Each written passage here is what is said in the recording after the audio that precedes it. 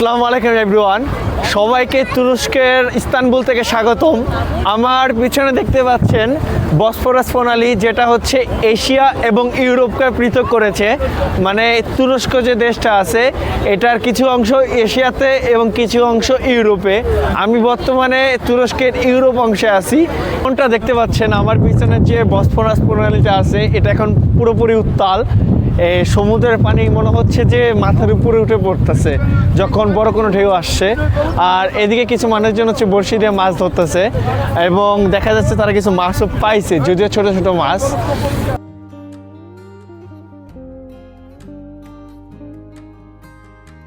যে আমার সামনে যে দেখা যাচ্ছে ওটা হচ্ছে ইস্তানবুলের এশিয়া সাইড, যেটা হচ্ছে সামনে বসফরাস প্রণালী দ্বারা পৃথক।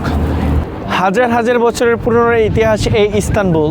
আমরা যারা অনেকেই জানি ইস্তানবুলের পূর্ব নাম ছিল কনস্টান্টিনোপল, যেখানে বছরের পর বছর রোমানরা, গ্রিকরা, বাইজেন্টাইনরা এবং সর্বশেষ তুর্কি সাম্রাজ্য রাজত্ব করেছিল।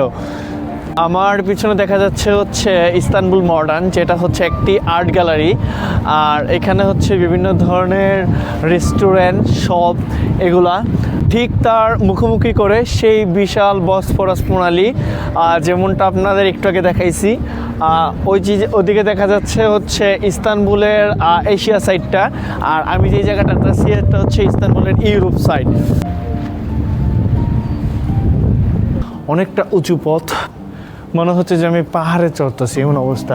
ওই যে আমি নিচে যদি দেখাই তাহলে ওদিকে হচ্ছে সেই বসফরাস প্রণালী, মানে অনেকটা উপরে চলে আসছে ওখান থেকে, কারণ একটু আমি নিচে ছিলাম মানে সমুদ্রের ধারে, তো সেই হিসাবে অলরেডি অনেক উপরে উঠছি।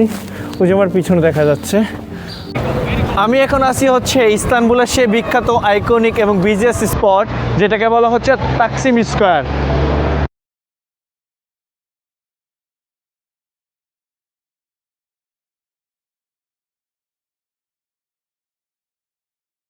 তাকসিম স্কোয়ার স্বাধীন তুরস্কর একটি পরিচয় বহন করে। বিশেষ করে এখানে রয়েছে হচ্ছে রিপাবলিক মনুমেন্ট। আমার পেছনে আতাতুর্ক কালচারাল সেন্টার, যেটা হচ্ছে তাকসিম স্কোয়ারের খুব কাছেই।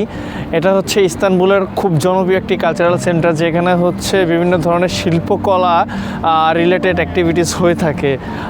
তুরস্কের স্বাধীনতার পথ প্রদর্শক কামাল আতাতুর্ক পাশার নাম অনুসারে এই কালচারাল সেন্টারটার নামকরণ করা হয়।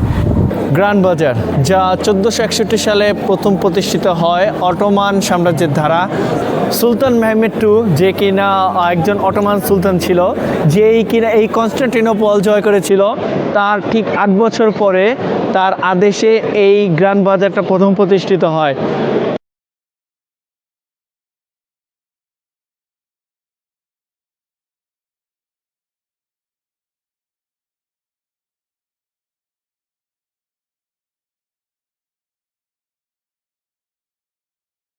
এই বিশাল গ্র্যান্ড বাজারে প্রায় 4000-এর অধিক দোকান, তাছাড়া 40টার অধিক রাস্তা রয়েছে। তো যার কারণে একটা বিশাল সেন্টার বলা যায় এটাকে।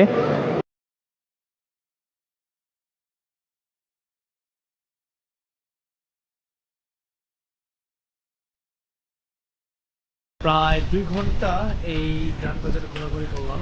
এখানে যে দোকানপাটগুলো সব ঘুরে দেখছি মোটামুটি। আর এখন হচ্ছে এখান থেকে বের হয়ে যাচ্ছি। সো এই তো একটু পর আমার ফ্লাইট আছে, সো আমি এখন এয়ারপোর্টের দিকে রওনা দিব কিছু খাওয়া দাওয়া করে। আর এই তো শেষ হয়ে গেল তার কি ট্রিপটা।